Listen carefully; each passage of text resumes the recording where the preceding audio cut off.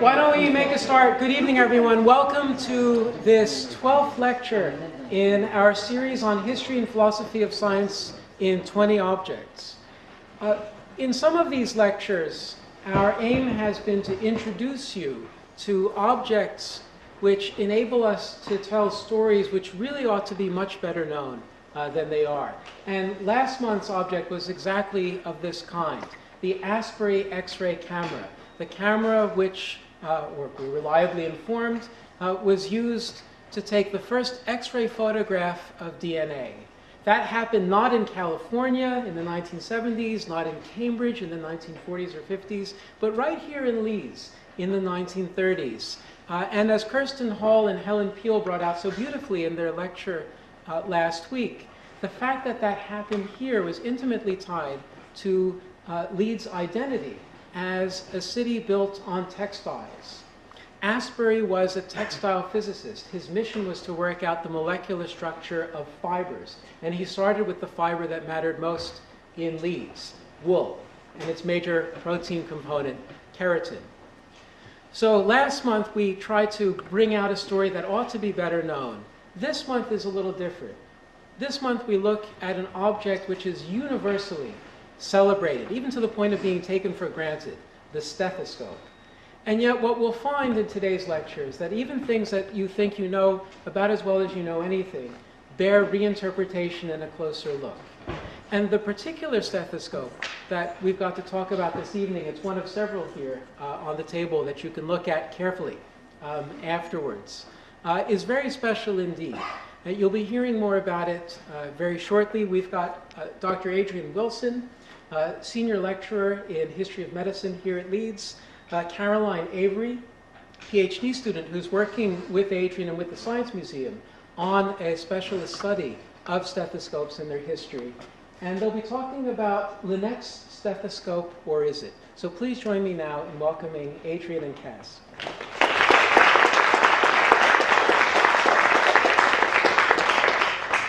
Hello, good evening. So, what do you think of when you think of a doctor? Lab coats, scrubs, and most notably, stethoscopes. They are a symbol of what it is to be a doctor, to be a healthcare professional to a certain extent. I know that in some professions, for example speech therapy, some people prefer to get stethoscopes, even though they don't really need them, just because it gives them that professional doctor air.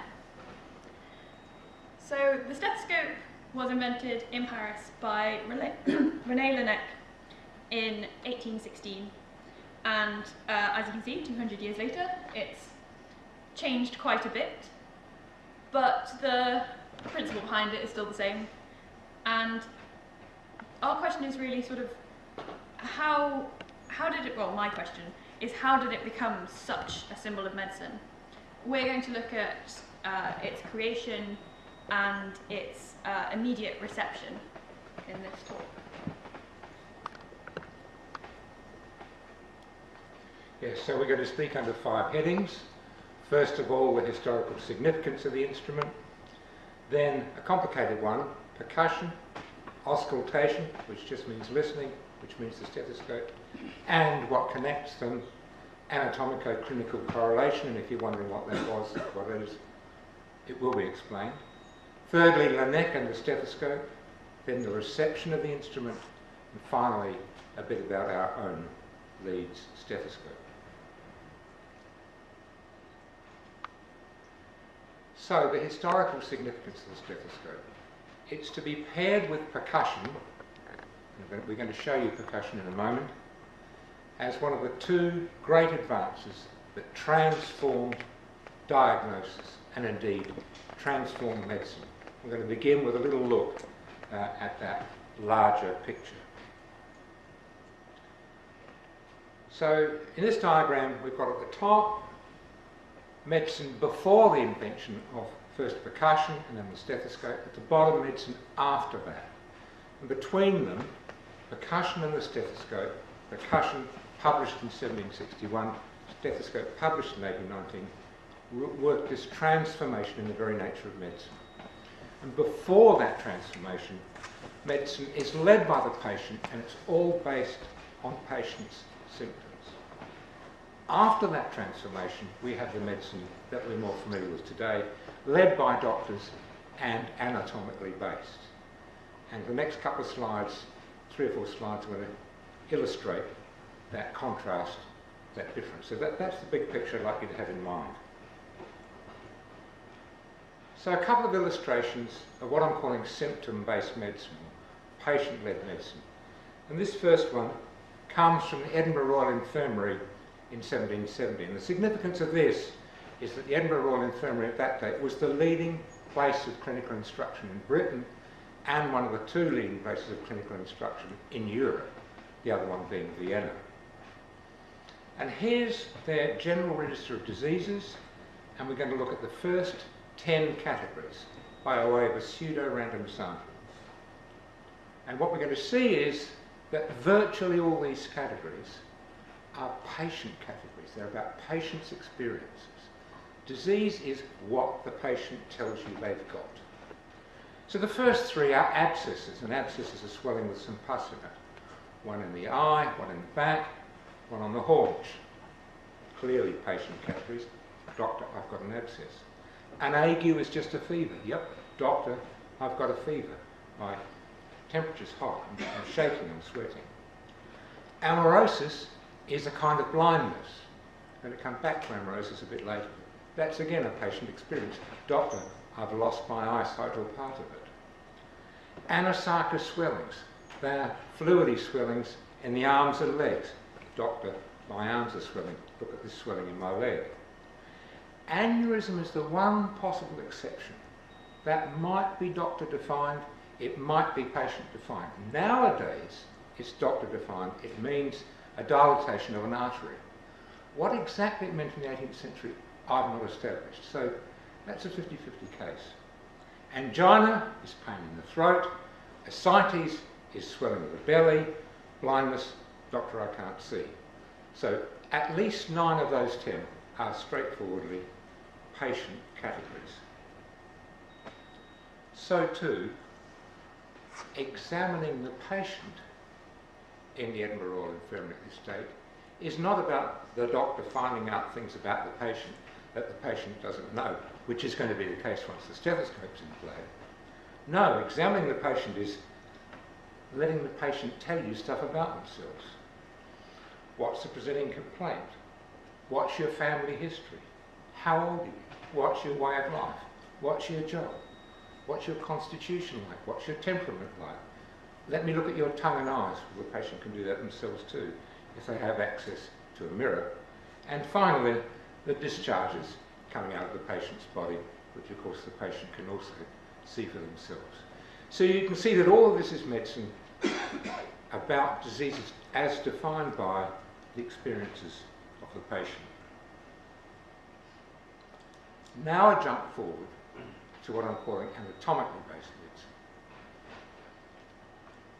And there's no better illustration of this than Laennec's own treatise, which we're going to be talking about later, on what he called mediate auscultation. That's indirect listening. Again, that'll be explained later. That's the title. And the book is structured, very closely structured, parts, books, chapters. Part 1, book 1, chapter 1 is about inflammation of the mucous membrane. And the very first section of that is the one I'm taking as an example. But what we're about to see is the structure of everything that follows. So, first section is acute mucus catarrh. That's the first section within mucous membrane inflammation. And there are 5 headings. And the very first one is anatomical characters. What does that mean? It means what anatomical changes do you observe in the dead body of patients who have died from this disease. The disease is defined by the neck as an anatomical change. Then, and only then, symptoms in progress, what the history is, which would have been the whole disease in the Edinburgh Infirmary only a few decades earlier. Then occasional causes, pathognomonic signs, that's signs by which you can tell it, and how to treat it. So that's one illustration of a completely different way of of looking at disease, looking at the patient, looking at the body, that we see in the stethoscope and post-stethoscope era. Here's the second one. You may remember amaurosis, a kind of blindness from the Edinburgh Royal Infirmary, the first few diseases. And what amaurosis was at that time in the 18th century was this: a disease in the eyes when the sight is gone and no fault to be seen, that is, no discernible cause. And this is the kind of, the picture shows you the kind of experience that a patient with partial amaurosis would have. Half of the visual field is just blocked off, or it can be all of it, you can lose all of it, all or part of it. In the 19th century, and today, here's how amaurosis is defined: partial or total loss of sight arising from disease of the optic nerve. The cause is anatomical, and the cause defines the disease, or rather, the combination of cause and symptom defines the disease. It's not defined by the patient, it's defined by the doctor, because of course the patient is not going to turn up the doctor and say, "I've got an injury in my optic nerve, doctor." The patient can't know that.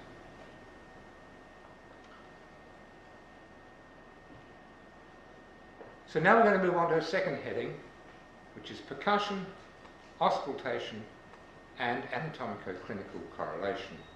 Anatomico-clinical correlation being what links those two great innovations. As we're going to see, percussion was invented by Auenbrugger in Vienna, invented in 1757, published in 1761. And the stethoscope, the use of auscultation, was invented by Laennec in Paris, invented 1816, published 1819. We're going to look at both of those in a minute, but that's the overall picture. So first, let's explain the terms. Now, Kaz, can you do a demonstration of percussion? Have you got a volunteer? Is it me? Volunteer.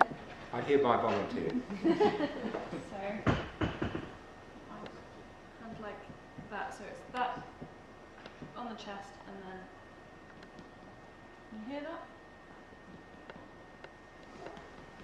The fact that I'm getting kind of just a sound of me hitting my own fingers, basically, rather than any hollow sound, proves that Adrian doesn't have any water. No, it's hollow enough. Hollow enough. You want some resonance. There we go. You don't want it to be dull and dead, because then there'd be fluid in there. So, round of applause for the doctor here, and for me being so helpful. So that's percussion, and probably quite a few of you have experienced that yourselves. Doctors still use it today. In the picture, we have a demonstration of listening, auscultation, and the nice thing about this picture is it shows you the two kinds of it, direct and indirect. This is a representation, fanciful representation by an artist, of Laennec himself. With his stethoscope, can you see it? That cylinder is his initial stethoscope, a bit like this, we can talk about this later. That's in his left hand, so he's not using it. Instead, he has his ear to the chest of the patient. The patient, as you can't read on the bottom, so you can't see the type, is suffering from consumption. You can probably see that the patient is on death's door, in an advanced state of the disease. The neck is listening directly to that patient's chest. That's direct listening, or Laennec called it immediate auscultation. Auscultation is just the posh word for listening. Indirect listening, or as Laennec called it, mediate listening, is the use of the stethoscope, the innovation that he pioneered. So those are the terms explained. Now we're going to have 4 slides in all that compare and link percussion and auscultation. They're going to be a little bit dispersed. The last one will be a while before it comes. But here's the next one, and it's about resemblances between them. So first of all, both of them were very powerful, very, very simple innovations. Do it again, show how simple it is. And a bit later we're going to see, I think Kaz, you're going to show everyone, how simple the process of invention of the stethoscope was. And yet their power was absolutely enormous, because they enabled the doctor to see, with inverted commas around it, inside the human body. And they both work by means of sound, not sight. You don't have to have X-ray vision. but you use your ears instead. So strong resemblances between them. And here's the further resemblance. Both of them, their invention depended on anatomico-clinical correlation. That is, correlation of the prior symptoms of the living patient with findings in the dead body. And they depended on it in two ways. One of them is kind of direct and sort of functional, and the other is more subtle and is a matter of sensibilities. The direct one is this. If you're going to do something like percuss and find out what's inside the patient's body, how are you going to know what you found is right? You've got this non-resonant, dull sound, you think there's fluid there. Prove it. You can prove it if the patient cooperates by dying, and you then get the chance to open their body, and you dissect that body, and you establish, yes, there is fluid in the very place where I found the dull sound. That is exactly what Alan Brugger did in case after case after case. That's how he nailed it. That's how he established that percussion worked. And similarly, as we'll see with the stethoscope. That's the direct dependency, excuse me. The more subtle dependency is this. In order to carry out any such physical examination, you've got to see the patient as a future dead body. As Foucault puts it, a physical examination, whether it be by percussion, by the stethoscope, or by feeling palpation, is a post-mortem in dotted outline. You're seeing the living patient as an anatomical entity. And that habit of mind only comes about, it turns out, amongst people who practice an awful lot of both post-mortems and linking them with the prior symptoms of the patient. Anatomico-clinical correlation.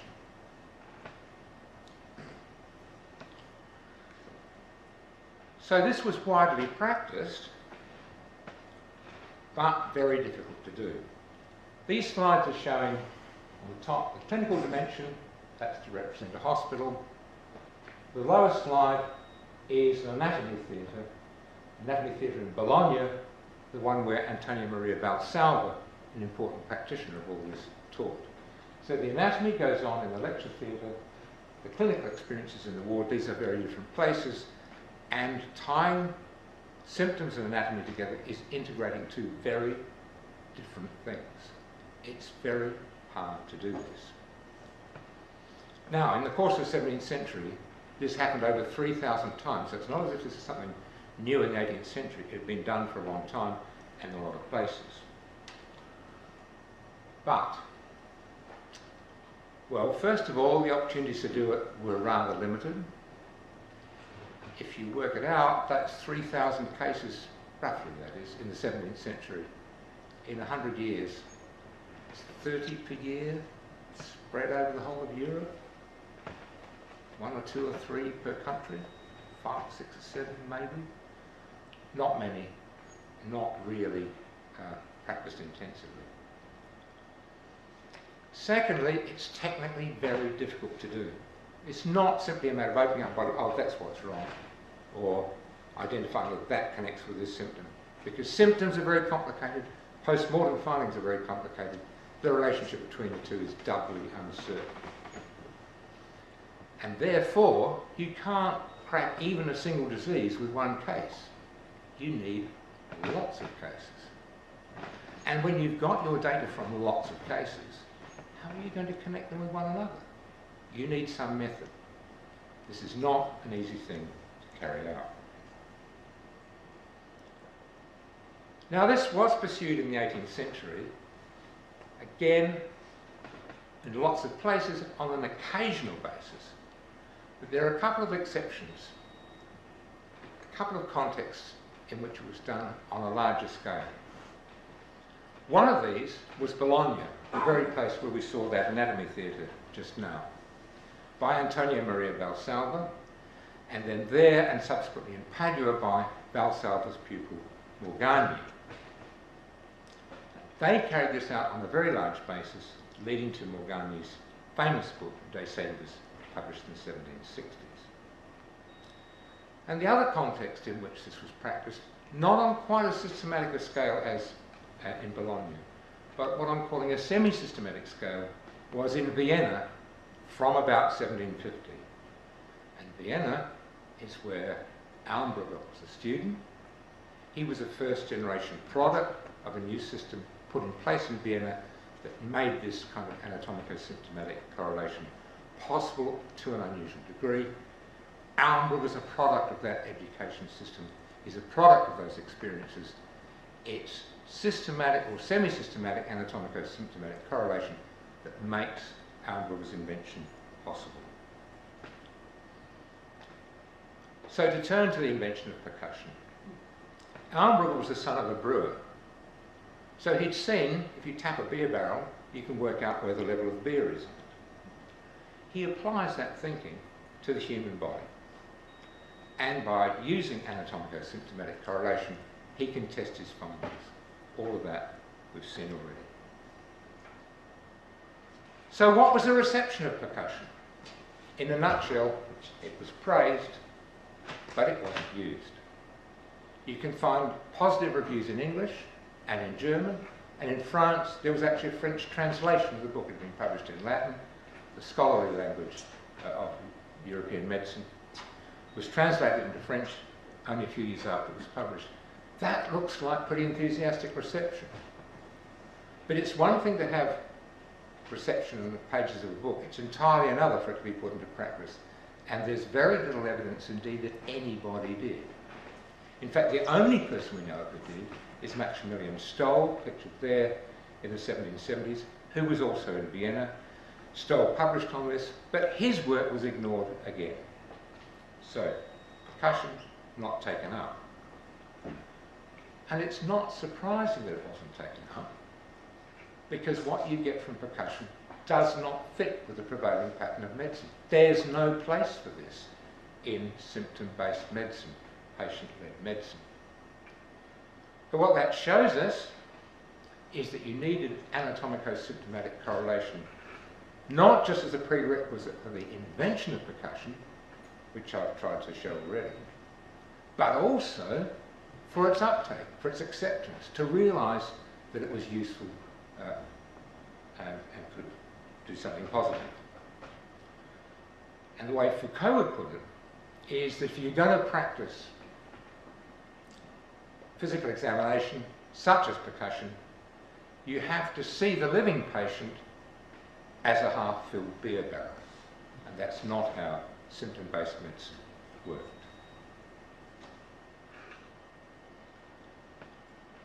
So percussion has effectively died by the 1790s.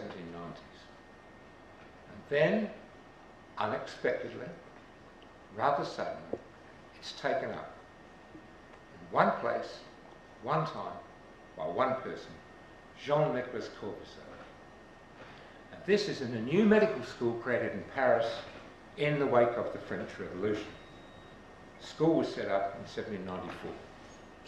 And Corvisart not only took up Auenbrugger's percussion, adapted it, investigated it, published it, revised it, and celebrated it, he also taught it.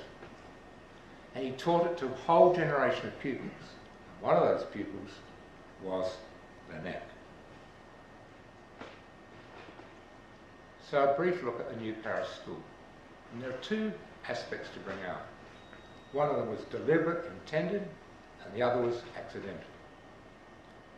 The deliberate one was when they set the school up in 1794, they said, this is going to be based on experience, not on book learning, on seeing and doing, not on reading.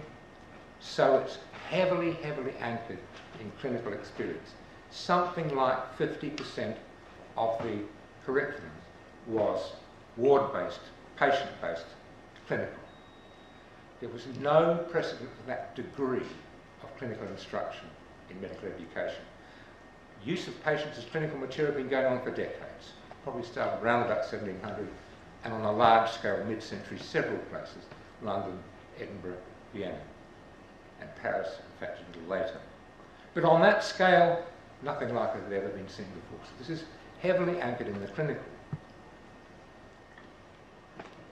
That, however, would not on its own get you any further than the Edinburgh Medical Infirmary, Edinburgh Royal Infirmary in the 1770s.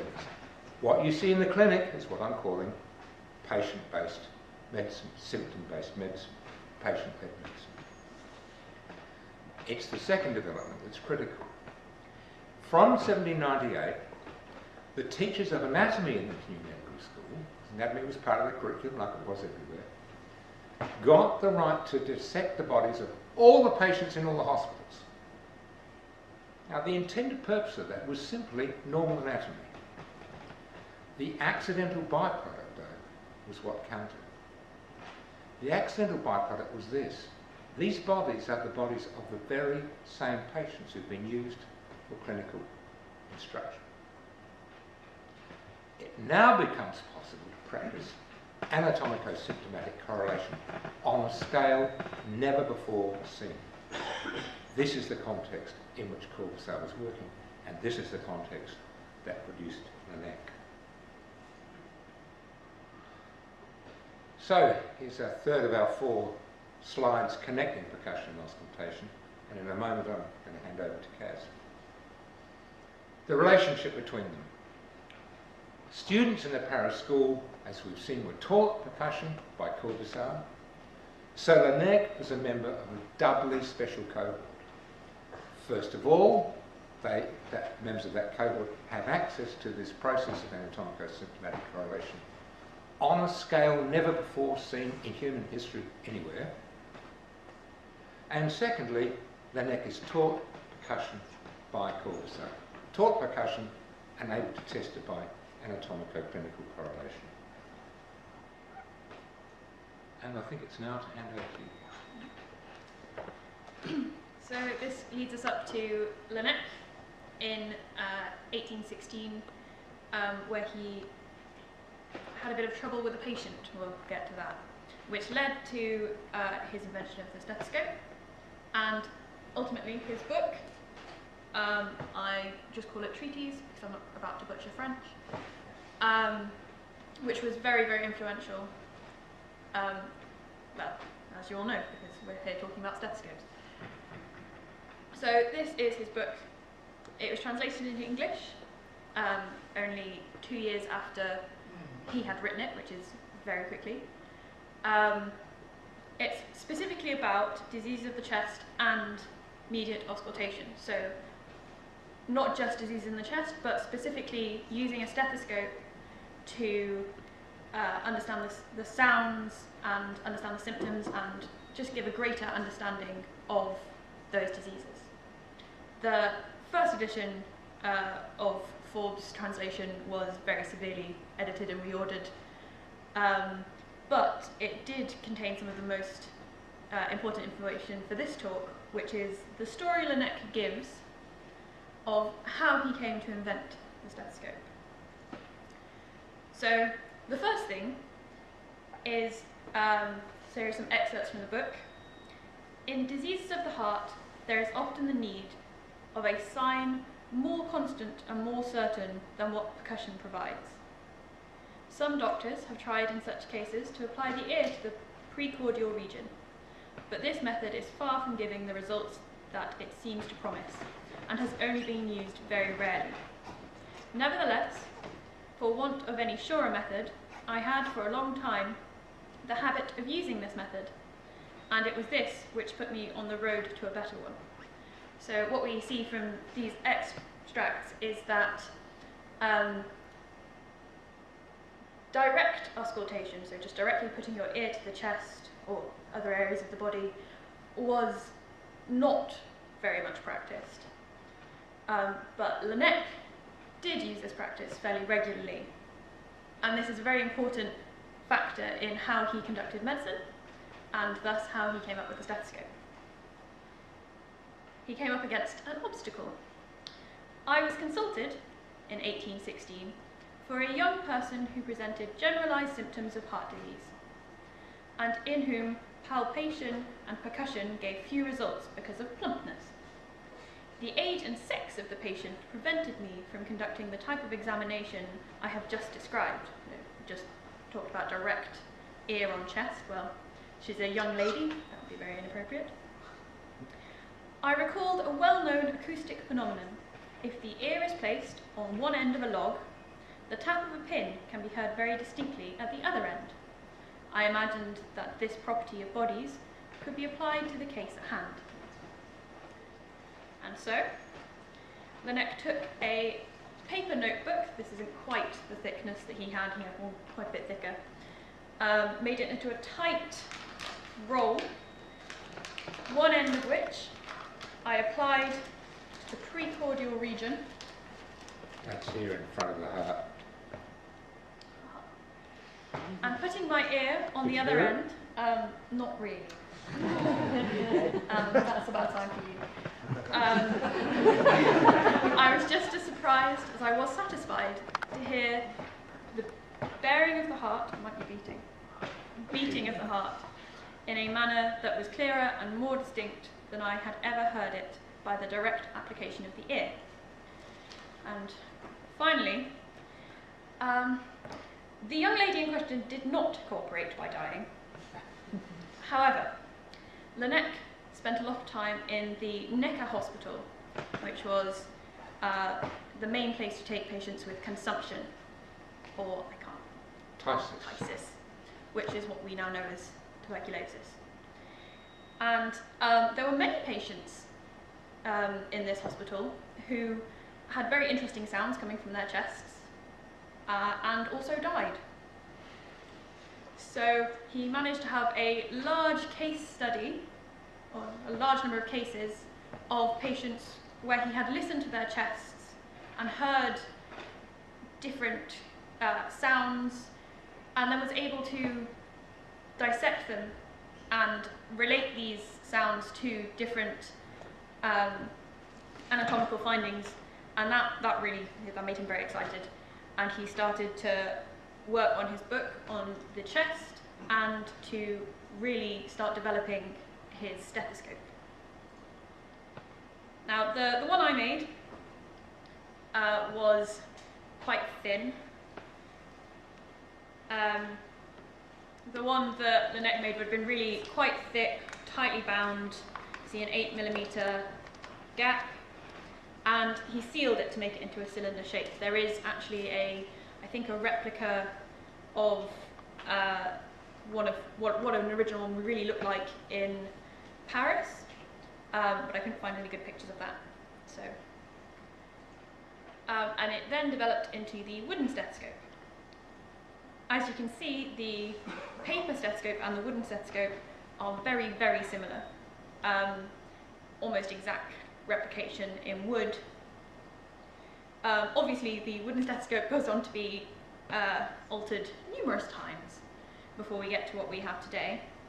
But we can look at this image and also the ones we have on the table and see how they link together, and that gives us a good way of semi-accurately working out how far along in the development of the stethoscope our objects come from. And now we move on to the reception of the stethoscope. So, as stated, it became popular, or it got published very soon after it was, after the next book was published in French. The book and the stethoscope were sold in London in 1819. It was endorsed by the Lancet, obviously a very well-known medical journal, in 1823. And many students, I think it's estimated at around 300 a year, British students would go and study in France with Laennec in the same hospital as Laennec. So the stethoscope had a lot of, what's the word I'm looking for? Rapid uptake. That one. And here's where we get our fourth and final slide of percussion and auscultation. Percussion, widely neglected, which is sad. The stethoscope was taken up very quickly, and in the 3-4 main teaching areas of Europe at the time: Edinburgh, London, Paris, and Vienna. And we strongly suspect that's because the the environment of anatomical-clinical correlation may have improved by this point, but we don't know yet. So ask me again at the end of my PhD. It is a puzzle because we do not know about the anatomico-clinical correlation. We don't really understand why it is that the stethoscope was taken up so rapidly in so many places. So that's one of the puzzles. Why was it taken up so quickly? We just don't know. Another puzzle is, in some cases, it wasn't taken up at all. This is Laennec. He was a friend of Laennec and very interested in obstetrics. After the first of Laennec's books, Laennec took a stethoscope and went and experimented with its use. He came back with some ideas about its use in obstetrics, baby bumps, and Laennec thought it was brilliant and published it in his next edition of his book. And no one paid attention to it. Here are the list of things that Laennec came up with for the use of the stethoscope in obstetrics. It could be used in the confirmation of pregnancy, diagnosis of multiple fetuses, position of the fetus, existence of an extrauterine pregnancy, and placental sounds and position of the placenta. Laennec makes a lot of fuss about the final one because at this time one of the major causes of death during caesarean section was not the operation but cutting straight through the placenta causing mass bleeding. So it's got a lot of uses, and Laennec pointed this out very early on in the history of the stethoscope. But there is no evidence of any real use of the stethoscope in obstetrics for these purposes. And the pinard stethoscope, which is still used in midwifery today, wasn't invented until 1895. Yes, it's almost 1895. So that's a long gap for something that is quite useful. And this leads us on to our stethoscope, which is the one closest to us on the pillow, I believe.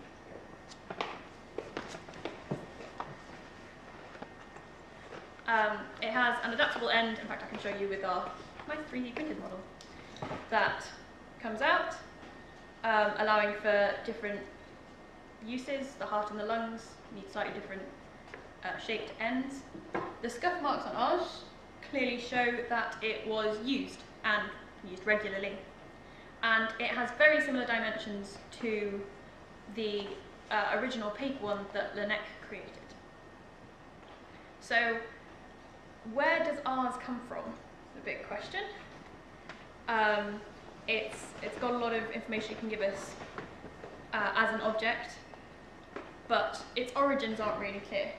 We have 3 options, and Adrian is going to present you with the first one. Because this is the one I want to believe. It could have come from Laennec himself. It could have been made by Laennec's own hands. Because it seems to have been donated to the University of Leeds by a chap called Edward Atkinson. And his father was a surgeon called John Atkinson who had been to France.